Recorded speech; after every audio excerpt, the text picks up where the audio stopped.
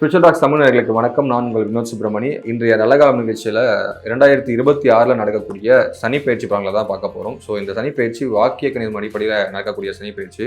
So அதனால் 2026 இந்த சனி பயிற்சி பலன்களை பார்க்கறதுக்காக வாக்கிய கணித ஜோதிடர் மதுரையை சார்ந்த திரு வரதராஜ பெருமாள் நம்ம கூட இருக்காரு. வணக்கம்ண்ணா. வணக்கம் தம்பி. நம்ம இன்றைக்கி உங்களை சந்தித்தது மிக்க மகிழ்ச்சி. அது மட்டும் இல்லாமல் ஸ்பிரிச்சுவல் டாக்ஸ் உலகெங்கிலும் வாழக்கூடிய நம்ம ஸ்பிரிச்சுவல் டாக்ஸ் தமிழ் நேயர்களை சந்திச்சதில் மிக்க மகிழ்ச்சி. நம்மளுடைய நேயர்கள் எனக்கு தொடர்ந்து பெரிய ஆதரவு கொடுத்துட்ருக்காங்க. அவங்களுக்கு மகிழ்ச்சியோட கூடிய நன்றியை நான் தெரிவிச்சுக்கிறேன். ஓகே, ரொம்ப சந்தோஷம்ண்ணா. இப்போ இந்த நடக்கக்கூடிய 2026 வரக்கூடிய இந்த சனி பயிற்சி இருக்குல்ல, இந்த வாக்கிய கணிதம் அடிப்படையிலான சனி பயிற்சி, ஸோ எந்த மாதிரியான மாற்றங்களை நிகழ்த்த போகுது? நான் எதனால் கேட்குறேன்னா, நீங்கள் பொதுவாக பார்த்துருப்பீங்க சோஷியல் மீடியாவில் நிறையா இது நடக்க போகுது, பிரளயம் நடக்க போகுது, அந்த மாதிரினா நிறைய விஷயம்லாம் சொல்லுவாங்க 2026 ஆரம்பித்த உடனே. ஸோ பர்டிகுலராக இப்போ குரு பயிற்சியும் வரப்போகுது, இப்போ சனி பயிற்சி வேறு வாக்கிய கணிதம் அடிப்படையில் வரப்போகுது. ஸோ இதனால் எந்த மாதிரியான மாற்றங்கள் இருக்கும்?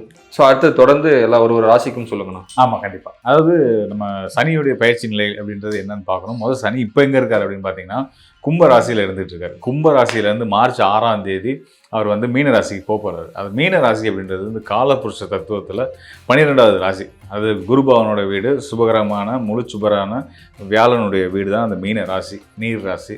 அதுக்கு நிறைய காரத்துவங்கள் உண்டு. அந்த நீர் ராசிக்கு, குருவுடைய ராசிக்கு சனி பகவான் வர்றார் இல்லையா, இது அவருடைய ஒரு சுற்றை முடித்து 30 ஆண்டுகளுக்கு பிறகு இந்த மீன ராசிக்கு வர்றார். இதே ஒரு சிறப்பு தான்.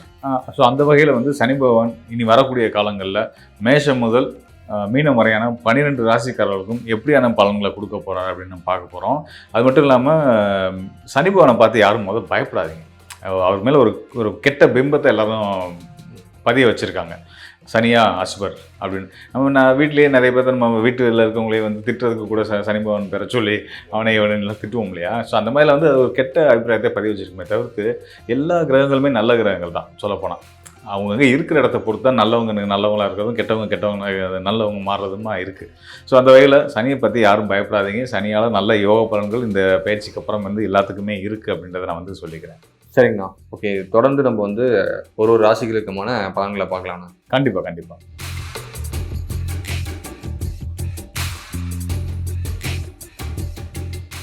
மகர ராசிக்காரர்களுக்கு இந்த 2026 வர, அதாவது வாக்கிய கணிதம் அடிப்படையில் வர சனி பெயர்ச்சி அந்த மாதிரியான பலன்களை கொடுக்க. ஆமாம்.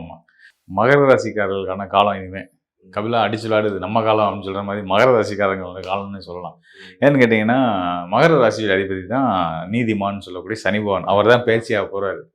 எங்கேருந்து எங்கே போகிறாரு அப்படின்னா, கும்பராசிலேருந்து மீன ராசிக்கு போகிறாரு. மீன ராசி அப்படின்றது 3ஆம் இடம்.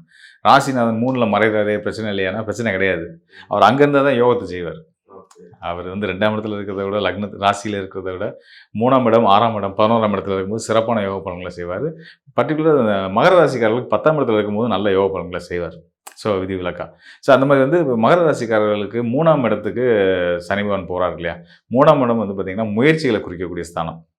முயற்சிகள், அதாவது நம்ம ஒரு விஷயத்தை செய்ய நினைப்போம், அதாவது வீடு கட்டணும்னு நினைப்பாங்க, சொந்த தொழில் தொடங்கணும்னு நினைப்பாங்க, சுபகாரியங்கள் நிறைய திட்டமிடுவாங்க. எல்லாத்தையும் தடைகள் இருந்திருக்கும் இவ்வளோ நாள். இனிமே இவங்க என்ன நினச்சாங்களோ, மகர ராசிக்காரன் என்ன மனசில் நினைக்கிறாரோ அது கண்டிப்பான முறையில் நடக்கும். மனசில் நினச்சாலே போதும், நடக்கும். இந்த பிரபஞ்ச சக்தி அதெல்லாம் சொல்லுவாங்க பார்த்தீங்களா, அந்த மாதிரி மகர ராசிக்காரர்கள் இனி வர காலத்தில் சந்தோஷமாக நிம்மதியாக இருக்கணும் அப்படின்னா, முதல் நீங்கள் செய்ய நினைக்கிற விஷயத்த மனசில் ஒரு வடிவம் கொண்டு வந்துருங்க. அந்த விஷயத்துக்கு ஒரு கார் வாங்கணும்னு நினைக்கிறீங்க, ஒரு BMW கார் வாங்கணும்னு நினைக்கிறீங்க அப்படின்னா, கார் வாங்கினதான் நினச்சிருங்க. உங்கள் எண்ணம் எதுவும், ஆமாம், அது கர்மக்காரங்க உங்கள் ராசிநாதன் சனி பகவானும் அதை உங்களுக்கு கொண்டு கொடுத்துருவார். அதுக்கான சாத்தியங்களை ஏற்படுத்தி கொடுத்துருவார். இது மேஜிக்லாம் கிடையாது.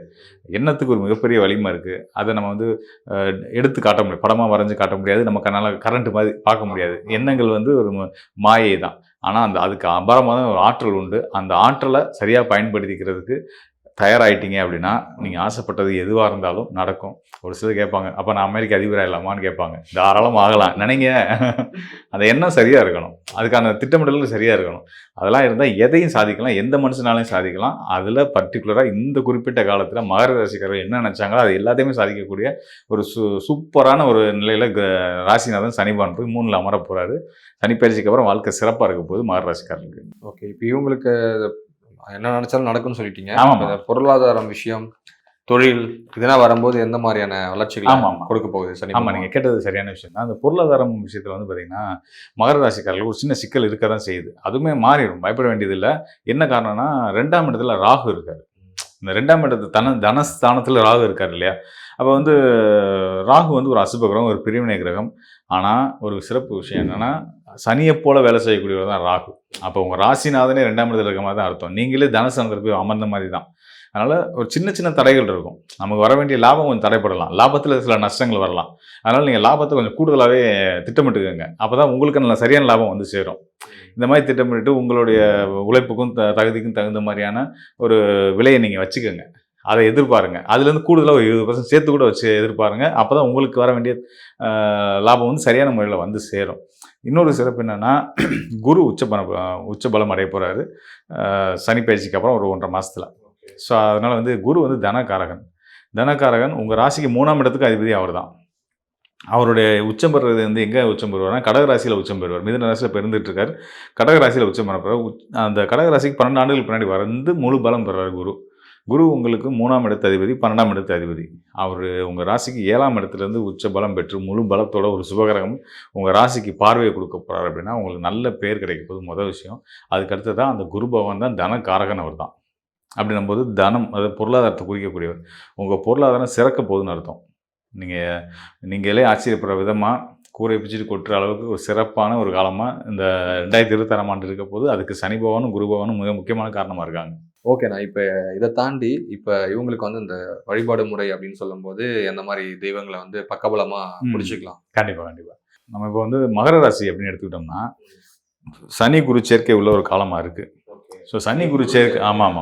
அப்படின்போது ஆஞ்சநேயர் வழிபாடு, விநாயகர் வழிபாடு, அதே மாதிரி ஞானக்காரகன் சொல்லக்கூடிய கேது, அவர் அந்த கேதுவுக்கு அதிபதி விநாயகர் தான். அவர் 8ல் நிற்கிறாரு. ஸோ இப்படி இருக்கக்கூடிய நிலையில் விநாயகரையும் ஆஞ்சநேயரையும் வழிபட்டு வர்றது மகர ராசிக்காரர்களுக்கு சிறந்த யோக பலன்களை கொடுக்கும். அவங்களுக்கு ஆரோக்கியம் மேம்படும். இருக்கக்கூடிய சின்ன சின்ன உடல் ரீதியான பாதிப்புகள் நீங்கும். அது மட்டும் இல்லாமல் கடன் சார்ந்த தொந்தரவுகள், மனக்குழப்பங்கள், ஒரு தெளிவில்லாத நிலைகள்லாம் இருந்துச்சுன்னா அதெல்லாம் கூட மாறுறதுக்கு கண்டிப்பான முறையில் ஆஞ்சநேயர் வழிபாடும் விநாயகர் வழிபாடும் அவசியமானதாக இருக்குது. Okay sir. இப்போ இவங்களுக்கு ரிலேஷன்ஷிப் அப்படின்னு வரும்போது, இல்லற வாழ்க்கை எதனா வரும்போது, அதாவது சங்கடப்பட்டு இருக்கிறவங்களும் இருக்காங்க, நல்லா இருக்கவங்களும் இருக்காங்க. பொதுவாக இவங்களுக்கு இந்த காலகட்டம் எந்த மாதிரியான பலன்களை கொடுக்கும்? ஆமாம். அதாவது இப்போ நான் சொன்னேன் இல்லையா, குரு வந்து கடகராசிக்கு வரப்போகிற ராசிக்கு 7ஆம் இடம். அந்த 7ஆம் இடம்ன்றது தான் வந்து உறவுகளை அதாவது ரிலேஷன்ஷிப்பை சொல்லக்கூடிய ஸ்தானம் அதுதான். அந்த ஸ்தானத்தில் ஒரு சுபகிரகம் வந்து அமரும் போது பார்த்தீங்கன்னா, உங்களுடைய இதனால் வரைக்கும் உங்களை தப்பாக புரிஞ்சுக்கிட்டு இருந்த உங்கள் உறவுகள் உங்களை சரியாக புரிஞ்சுக்க ஆரம்பிப்பாங்க. அவங்களுக்குள்ள ஒரு பாசிட்டிவிட்டி வரும்போது என்ன ஆகும்னா, சரி எல்லாமே நல்லதுக்கு தான் நடக்குது அப்படின்ற நம்பிக்கை வரும். அது உங்களுக்கும் வரும். ஸோ அந்த வகையில் இன்னொரு சிறப்பையும் சொல்லிடுறேன். உங்கள் ராசிக்குரிய அதிபதி சனி பகவான் 3ஆம் இடத்துல இருக்கார் இல்லையா, அந்த 3ஆம் இடத்துல உங்களை குறிக்கக்கூடிய சனி பகவான் 3ஆம் இடத்துலையும், உங்களுடைய ரிலேஷன்ஷிப்புக்கு வரக்கூடிய கணவனாக மனைவியாக வரக்கூடிய ஸ்தானத்தில் இருக்கக்கூடிய குருவும் ஒருத்தர் திரியோன்னு நிலையில் தொடர்பில் இருக்காங்க. அப்போ இனிமேல் நல்ல அண்டர்ஸ்டாண்டிங் தான் இருக்குமே தவிர்த்து பிரச்சனைகள்ன்றது கண்டிப்பான முறையில் வராது. பிரச்சனைகள் இருந்தாலும் நீக்கி இனிமேல் சுமூகமான சூழ்நிலை வந்துடும். நான் ரொம்பவே சிறப்பாக இருந்தது. எல்லாருக்கும் பயனுள்ளதாக இருக்கும். ஆனால் நான் இதை தாண்டி இப்போ 2026ல் இப்போ வாக்கியப்படி வர இந்த சனி பெயர்ச்சி, ஏற்கனவே போன வருடமே வந்து 2025லே வந்து நிறைய கான்ட்ரவர்சி ஆச்சு. இப்போ இதை கொஞ்சம் புரிதலுக்கு நம்மளுடைய ஆடியன்ஸ்க்கு கிளாரிஃபை பண்ணுற மாதிரியான விஷயங்களை தான் நான் கேட்க வரேன். என்னன்னா, இப்போ இது வாக்கிய கணித அடிப்படையிலான சனி பெயர்ச்சி, அந்த பலன்கள். ஸோ அது வந்து இப்போ 2025ல் போனது திருக்கணித அடிப்படையிலான பலன்களை வந்து கொடுத்துருக்கோம். ஸோ இதை கொஞ்சம் கிளாரிஃபை பண்ணிக்கலாம் நம்ம ஆடியன்ஸ்க்கு. ரொம்ப எளிமையான விஷயம். 2 ஆண்டுகளுக்கு ஒரு முறை தான் வந்து சனி பகவான் ஒரு ராசியிலேருந்து இன்னொரு ராசிக்கு போவார். அந்த அடிப்படையில் வாக்கிய கணிதப்படி 2023 டிசம்பர் மாதம் பயிற்சியாக இருந்தார். இப்போ 2025 26 வந்துருச்சு. மார்ச் மாதத்தில் பயிற்சியாகிறார். கணக்கு கரெக்டு தான். ஸோ இது என்ன விஷயம் அப்படின்னு கேட்டிங்கன்னா, வாக்கியம் ஃபாலோ பண்ணுறவங்க இருக்காங்க, ஜோதிடர்கள் இருக்காங்க, மக்களும் இருக்கிறாங்க. திருக்கணித முறையை ஃபாலோ பண்ணக்கூடிய ஜோதிடர்களும் மக்களும் இருக்காங்க. 2க்கும் சின்ன வித்தியாசங்கள் இருக்குதான். ஆனால் என்ன விஷயத்தினால வாக்கியத்தை நம்ம ஃபாலோ பண்ணுறோம், திருக்கோயில்களில் வந்து திருநாளாரில் இப்போ தான் வந்து இதுதான் இப்போ நடக்கக்கூடிய பேச்சை தான் சனி பேச்சை எடுத்துக்க போகிறாங்க. போன வருடம் நடந்ததை அவங்க எடுத்துக்கல. காரணம் என்னென்னா, பாரம்பரிய முறையில் வரக்கூடியவங்க, பாரம்பரியத்தை பின்பற்றி வரக்கூடிய எல்லாருமே வந்து பார்த்தீங்கன்னா, அதில் நம்பிக்கை உள்ளவங்க எல்லாருமே வந்து பாரம்பரிய ஜோதிடத்தை, வாக்கிய கணிதத்தை எடுத்துக்குவோம்.